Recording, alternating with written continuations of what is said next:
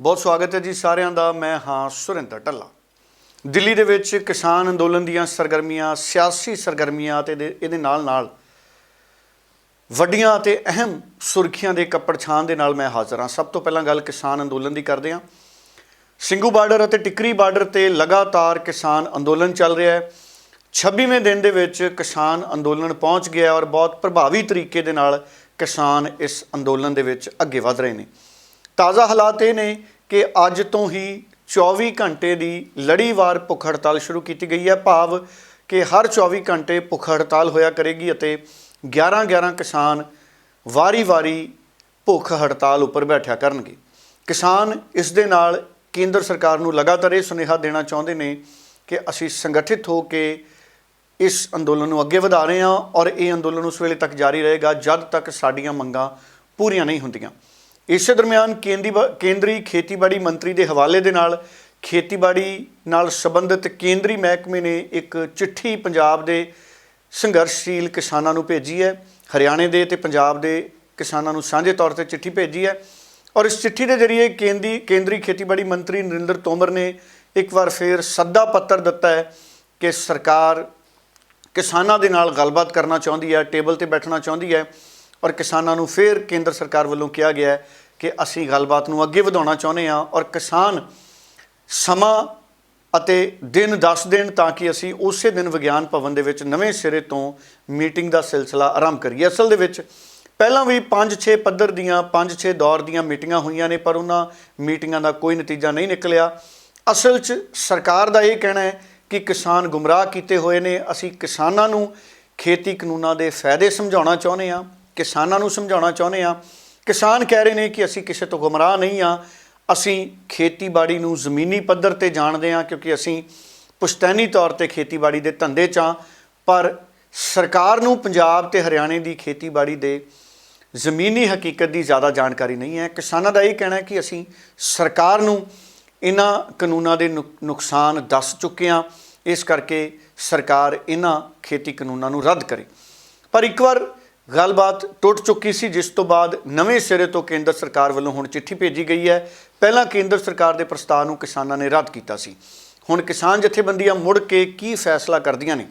ਸੋ ਕੁੱਲ ਮਿਲਾ ਕੇ ਹੁਣ ਜਥੇਬੰਦੀਆਂ ਨੇ ਇਹ ਫੈਸਲਾ ਕਰਨਾ ਹੈ ਕਿ ਉਹ ਕੇਂਦਰੀ ਖੇਤੀਬਾੜੀ ਮੰਤਰੀ ਵੱਲੋਂ ਭੇਜੇ ਗਏ ਇਸ ਪੱਤਰ ਤੋਂ ਬਾਅਦ ਮੀਟਿੰਗ ਕਰਨਾ ਚਾਹੁੰਦੀਆਂ ਨੇ ਜਾਂ ਹਜੇ ਵੀ ਸਾਡੀਆਂ ਕਿਸਾਨ ਜਥੇਬੰਦੀਆਂ ਯੈਸ ਔਰ ਨੋ ਦੇ ਰੂਪ ਦੇ ਵਿੱਚ ਭਾਵ ਖੇਤੀ ਕਾਨੂੰਨ ਰੱਦ ਕਰਨੇ ਹਨ ਜਾਂ ਨਹੀਂ, ਇਸੇ ਸਵਾਲ ਦੇ ਇੰਤਜ਼ਾਰ ਦੇ ਵਿੱਚ ਆਪਣੇ ਅੰਦੋਲਨ ਨੂੰ ਅੱਗੇ ਵਧਾਉਣਗੀਆਂ।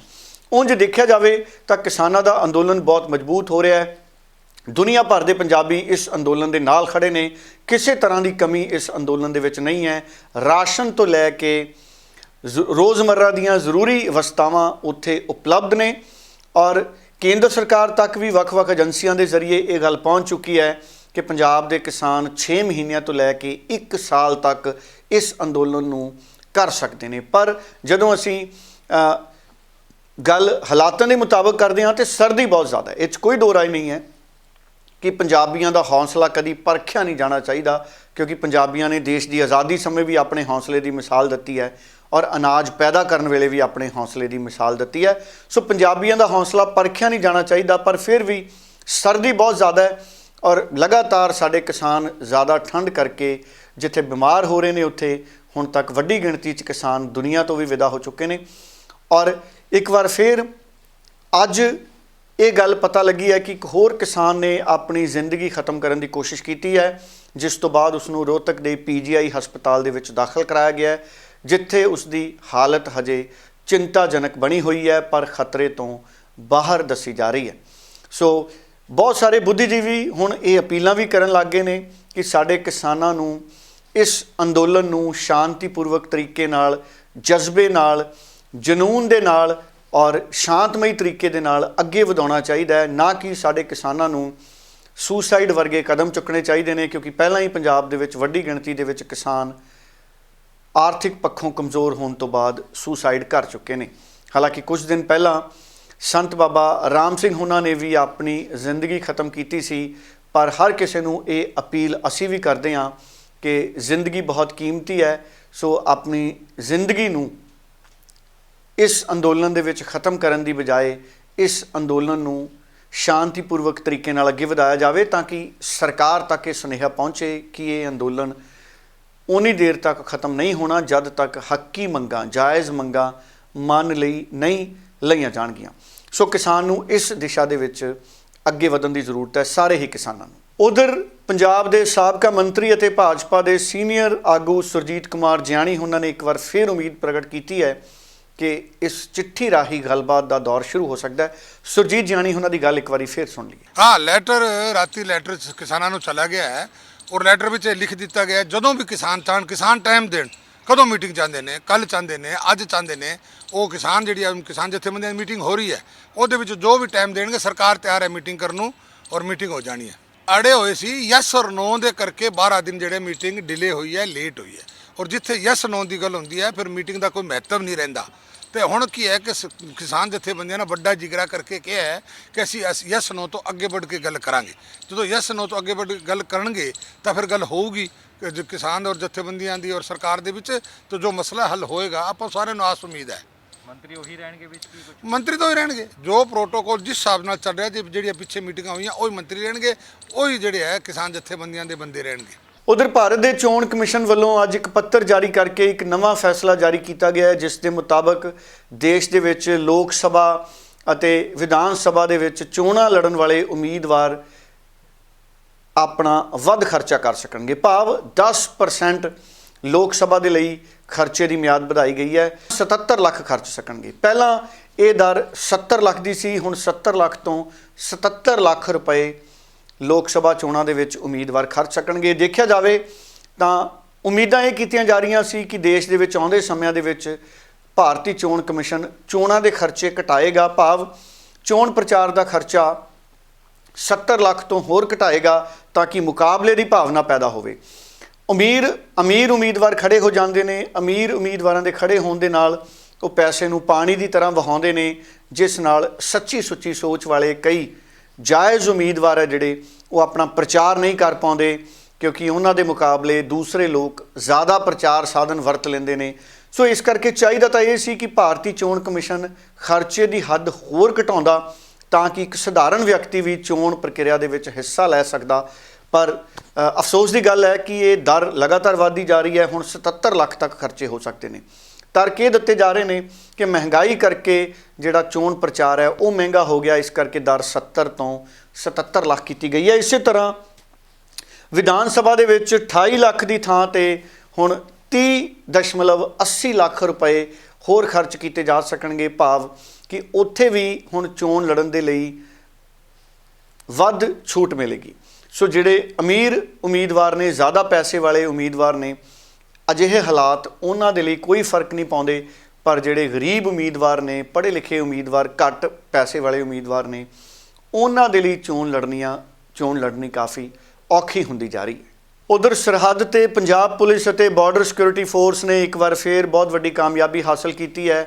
ਪਾਕਿਸਤਾਨ ਵਾਲੇ ਪਾਸਿਓਂ 19 ਦਸੰਬਰ ਦੀ ਰਾਤ ਨੂੰ ਇੱਕ ਡਰੋਨ ਆਉਂਦਾ ਦਿਖਾਈ ਦਿੱਤਾ, ਜਿਸ ਤੋਂ ਬਾਅਦ ਪੰਜਾਬ ਪੁਲਿਸ ਅਤੇ ਬਾਰਡਰ ਸਿਕਿਉਰਿਟੀ ਫੋਰਸ ਤੁਰੰਤ ਹਰਕਤ ਵਿੱਚ ਆਏ ਔਰ ਬਾਰਡਰ ਸਿਕਿਉਰਿਟੀ ਫੋਰਸ ਵੱਲੋਂ ਪਾਕਿਸਤਾਨ ਵੱਲੋਂ ਆ ਰਹੇ ਇਸ ਡਰੋਨ ਨੂੰ ਨਿਸ਼ਾਨਾ ਬਣਾਇਆ ਗਿਆ, ਜਿਸ ਤੋਂ ਬਾਅਦ 11 ਅਰਗੇਜ ਅਤੇ 84 ਹਥਗੋਲੇ ਬਰਾਮਦ ਕੀਤੇ ਗਏ। ਅਸਲ ਦੇ ਵਿੱਚ ਲਗਾਤਾਰ ਸਰਹੱਦ ਪਾਰ ਤੋਂ ਇਹ ਕੋਸ਼ਿਸ਼ਾਂ ਹੋ ਰਹੀਆਂ ਨੇ ਕਿ ਵੱਧ ਤੋਂ ਵੱਧ ਗੋਲੀ ਸਿੱਕਾ ਡਰੋਨ ਦੇ ਜ਼ਰੀਏ ਭਾਰਤ ਦੀ ਸਰਹੱਦ ਵਿੱਚ ਭੇਜਿਆ ਜਾਏ ਤਾਂ ਕਿ ਭਾਰਤ ਦੇ ਵਿੱਚ ਦਹਿਸ਼ਤਵਾਦੀ ਗਤੀਵਿਧੀਆਂ ਨੂੰ ਅੰਜਾਮ ਦਿੱਤਾ ਜਾ ਸਕੇ। ਪਰ ਇਹ ਵੀ ਦੱਸ ਦਈਏ ਕਿ ਦਿੱਲੀ ਦੇ ਵਿੱਚ ਵੀ ਕੁਝ ਦਿਨ ਪਹਿਲਾਂ ਕੁਝ ਸ਼ੱਕੀ ਵਿਅਕਤੀ ਫੜੇ ਗਏ ਸਨ, ਕੁਝ ਅਜਿਹੇ ਵਿਅਕਤੀ ਫੜੇ ਗਏ ਸਨ ਜਿਨ੍ਹਾਂ ਦਾ ਸਬੰਧ ਦਹਿਸ਼ਤਗਰਦਾਂ ਨਾਲ ਹੈ ਔਰ ਉਹਨਾਂ ਦੇ ਕੁਝ ਹੋਰ ਸਾਥੀ ਹੁਣ ਫੜੇ ਗਏ ਨੇ। ਔਰ ਮੰਨਿਆ ਜਾ ਰਿਹਾ ਹੈ ਕਿ ਲਗਾਤਾਰ ਸਰਹੱਦ ਪਾਰ ਤੋਂ ਅਜਿਹੀਆਂ ਕੋਸ਼ਿਸ਼ਾਂ ਹੋ ਰਹੀਆਂ ਨੇ ਕਿ ਭਾਰਤ ਦੇ ਵਿੱਚ ਦਹਿਸ਼ਤਵਾਦ ਦੀਆਂ ਗਤੀਵਿਧੀਆਂ ਨੂੰ ਵਧਾਇਆ ਜਾਵੇ, ਪਰ ਪੰਜਾਬ ਦੀ ਪੁਲਿਸ, ਦੇਸ਼ ਦੀ ਪੁਲਿਸ ਅਤੇ ਬਾਰਡਰ ਸਿਕਿਉਰਿਟੀ ਫੋਰਸ ਪੂਰੀ ਤਰ੍ਹਾਂ ਚੌਕੰਨੇ ਨੇ ਅਤੇ ਕਿਸੇ ਵੀ ਅਜਿਹੇ ਹਮਲੇ ਨੂੰ ਉਹ ਤੁਰੰਤ ਖਾਰਜ ਕਰਦੇ ਨੇ। ਸੋ ਬੰਗਾਲ ਦੇ ਵਿੱਚ ਵਿਧਾਨ ਸਭਾ ਦੀਆਂ ਚੋਣਾਂ ਭਾਵੇਂ ਅਗਲੇ ਸਾਲ ਨੇ, ਪਰ ਭਾਰਤੀ ਜਨਤਾ ਪਾਰਟੀ ਅਤੇ ਤ੍ਰਿਣਮੂਲ ਕਾਂਗਰਸ ਦੇ ਵਿਚਾਲੇ ਚੰਗਾ ਸਿਆਸੀ ਯੁੱਧ ਚੱਲ ਰਿਹਾ ਹੈ। ਭਾਰਤ ਦੇ ਗ੍ਰਹਿ ਮੰਤਰੀ ਅਮਿਤ ਸ਼ਾਹ ਬੰਗਾਲ ਦੌਰੇ ਤੇ ਸਨ। ਉਹਨਾਂ ਨੇ ਤ੍ਰਿਣਮੂਲ ਕਾਂਗਰਸ ਦੇ ਇੱਕ ਸੀਨੀਅਰ ਆਗੂ ਸ਼ਿਵੇਂਦੂ ਅਧਿਕਾਰੀ ਨੂੰ ਭਾਰਤੀ ਜਨਤਾ ਪਾਰਟੀ ਦੇ ਵਿੱਚ ਸ਼ਾਮਲ ਕਰਾਇਆ ਸੀ, ਜਿਸ ਤੋਂ ਬਾਅਦ ਬੀਬੀ ਮਮਤਾ ਬਨਰਜੀ ਨੇ ਵੀ ਅਮਿਤ ਸ਼ਾਹ ਦੇ ਵਾਪਸ ਮੁੜਦਿਆਂ ਹੀ ਭਾਜਪਾ ਨੂੰ ਇੱਕ ਵੱਡਾ ਝਟਕਾ ਦਿੱਤਾ ਹੈ। ਉਹਨਾਂ ਭਾਰਤੀ ਜਨਤਾ ਪਾਰਟੀ ਦੇ ਇੱਕ ਸੰਸਦ ਮੈਂਬਰ ਦੀ ਪਤਨੀ ਨੂੰ ਆਪਣੇ ਦਲ ਵਿੱਚ ਸ਼ਾਮਿਲ ਕਰਾ ਲਿਆ।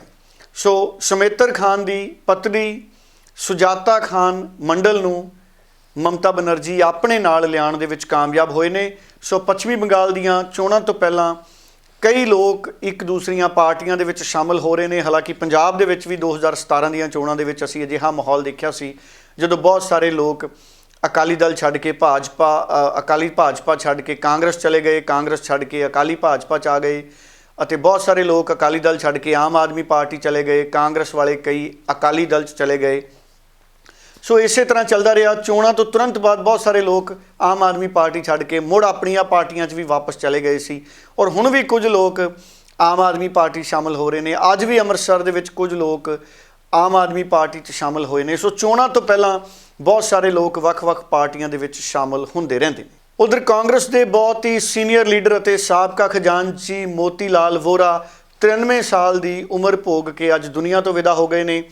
ਕੁਝ ਮਹੀਨੇ ਪਹਿਲਾਂ ਉਹ ਕੋਵਿਡ-19 ਕਰਕੇ ਪੋਜ਼ਿਟਿਵ ਹੋਏ ਸੀ ਪਰ ਠੀਕ ਹੋ ਗਏ ਸੀ, ਪਰ ਕੁਝ ਦਿਨ ਪਹਿਲਾਂ ਫਿਰ ਉਹਨਾਂ ਨੂੰ ਸਾਹ ਦੀ ਦਿੱਕਤ ਹੋਈ ਅਤੇ ਉਹਨਾਂ ਨੂੰ ਹਸਪਤਾਲ ਦੇ ਵਿੱਚ ਦਾਖਲ ਕਰਾਇਆ ਗਿਆ ਜਿੱਥੇ ਉਹ ਇਸ ਦੁਨੀਆ ਤੋਂ ਵਿਦਾ ਹੋ ਗਏ ਨੇ। ਉਹ 2000 ਤੋਂ ਕਾਂਗਰਸ ਦੇ ਖਜ਼ਾਨਚੀ ਬਣਾਏ ਗਏ ਸਨ। ਜ਼ਿਆਦਾ ਉਮਰ ਹੋਣ ਕਰਕੇ 2018 ਦੇ ਵਿੱਚ ਉਹਨਾਂ ਨੂੰ ਸਕੱਤਰ ਬਣਾ ਦਿੱਤਾ ਗਿਆ ਸੀ ਅਤੇ ਅਹਿਮਦ ਪਟੇਲ ਨੂੰ ਮੁੜ ਖਜ਼ਾਨਚੀ ਬਣਾ ਦਿੱਤਾ ਗਿਆ ਸੀ। ਪਰ ਕਾਂਗਰਸ ਦੇ ਲਈ ਇਹ ਬਹੁਤ ਦੁੱਖ ਵਾਲੀ ਗੱਲ ਹੈ ਕਿ ਕੁਝ ਦਿਨ ਪਹਿਲਾਂ ਅਹਿਮਦ ਪਟੇਲ ਦੁਨੀਆ ਤੋਂ ਚਲੇ ਗਏ ਅਤੇ ਹੁਣ ਮੋਤੀ ਲਾਲ ਵੋਰਾ ਵੀ ਦੁਨੀਆ ਤੋਂ ਚਲੇ ਗਏ। ਪ੍ਰਿੰਕਾ ਗਾਂਧੀ ਤੋਂ ਲੈ ਕੇ ਸੋਨੀਆ ਗਾਂਧੀ, ਰਾਹੁਲ ਗਾਂਧੀ ਅਤੇ ਕੈਪਟਨ ਅਮਰਿੰਦਰ ਸਿੰਘ ਨੇ ਵੀ ਉਹਨਾਂ ਦੇ ਦੁਨਿਆਵੀ ਵਿਛੋੜੇ ਤੇ ਦੁੱਖ ਸਾਂਝਾ ਕੀਤਾ। ਸੋ ਪੰਜਾਬ ਅਤੇ ਦੇਸ਼ ਦੀਆਂ ਵੱਡੀਆਂ ਸੁਰਖੀਆਂ ਅਤੇ ਉਹਨਾਂ ਦੇ ਕੱਪੜ ਛਾਣ ਦੇ ਇਸ ਪ੍ਰੋਗਰਾਮ ਨੂੰ ਫਿਲਹਾਲ ਇੱਥੇ ਹੀ ਵਿਰਾਮ ਦੇਵਾਂਗੇ। ਕੱਲ੍ਹ ਇੱਕ ਵਾਰੀ ਫੇਰ ਮੁਲਾਕਾਤ ਹੋਏਗੀ ਭਾਰਤੀ ਸਮੇਂ ਮੁਤਾਬਕ ਸ਼ਾਮ 7 ਵਜੇ ਤੋਂ ਬਾਅਦ। ਤੁਸੀਂ ਲਗਾਤਾਰ ਵੱਖ-ਵੱਖ ਸੁਰਖੀਆਂ ਦੇ ਉੱਤੇ ਉਹਨਾਂ ਦਾ ਕੱਪੜ ਛਾਣ ਸੁਣ ਸਕਦੇ ਹੋ। ਫਿਲਹਾਲ ਸੁਰਿੰਦਰ ਡੱਲਾ ਨੂੰ ਦਿਓ ਇਜਾਜ਼ਤ। ਬਹੁਤ ਬਹੁਤ ਧੰਨਵਾਦ।